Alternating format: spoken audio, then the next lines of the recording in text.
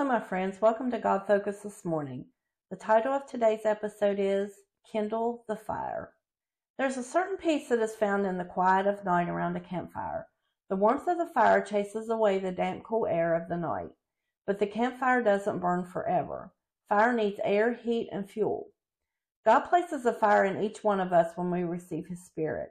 This is a zeal to go out and do what God has asked us to do. That is to spread His fire throughout the cold, dark world. This is what it means to kindle a fire. The definition of kindle is to ignite, light, set on fire, or to inspire someone. Have you ever watched as a fire is stoked what happens?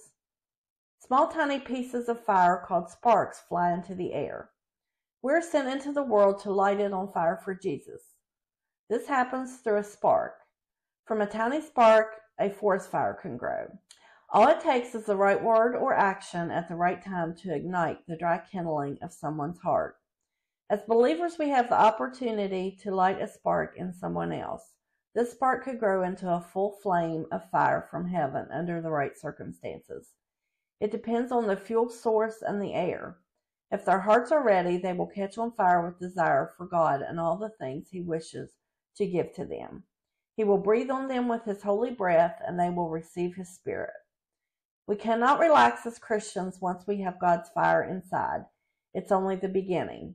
We are empowered to go start fires, not to sit down and be warmed by our own fire. If we do this, we are in danger of our fire dying down or maybe even going out. Revelations 3:15. I know thy works, that thou art neither cold nor hot. I would that thou wert cold or hot. So then, because thou art lukewarm, and neither cold nor hot, I will spew thee out of my mouth. God warns the church of Laodicea to not be lukewarm. Once we have been on fire for God and allowed the fire to dwindle, we can become a bad light. People may think the failure is on God's part, and that will deter them from ever wanting God's fire.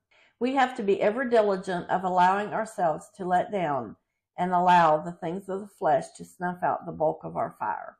It is a miserable state to be in. You have too much of the world to be godly, and you have too much of God to be completely worldly. You don't fit in either place. That's what it means to be lukewarm. The flames need to be fanned, and the fuel needs to be replenished. We do this through prayer, spending alone time with God, and allowing Him to give us the air we need to keep going. The Bible is our fuel, our spiritual food. Without fuel, our fire will dwindle and could even become an ember that keeps growing colder. It also is good to be around those who are full of fire themselves. As iron sharpeneth iron, being around others full of fire will keep us burning brightly. In order to have the kind of fire that others need, we have to attend to the fire constantly.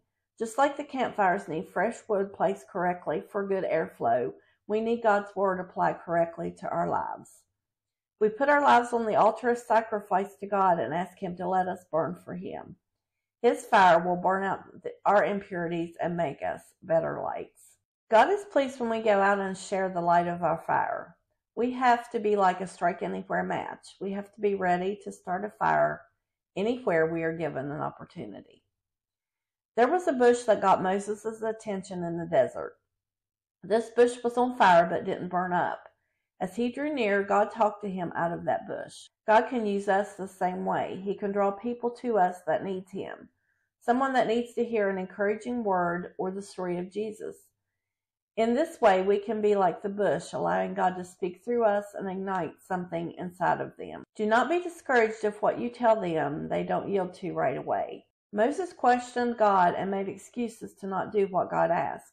People will not always accept what we have to say to them right away, but they will still know that God has sent us to them. We are planting fire seed that will one day take root and start a roaring fire within them if they will surrender to God. That is where their responsibility begins and ours ends. We are to tell them about Jesus and pray for Him to light them on fire. But they have a free will and have to accept the power of God to transform their lives. Pray about your fire. Is it a slowly dying ember or is it a burning bush? Once it becomes a burning bush, ask God who He wants to send you to shine your light upon. Then take your fire and leave some fire seeds or sparks wherever you go. Thanks for watching. Until next time, be bold, be brave, and keep your God focus. Like, share, and subscribe for more encouragement. Have a good day.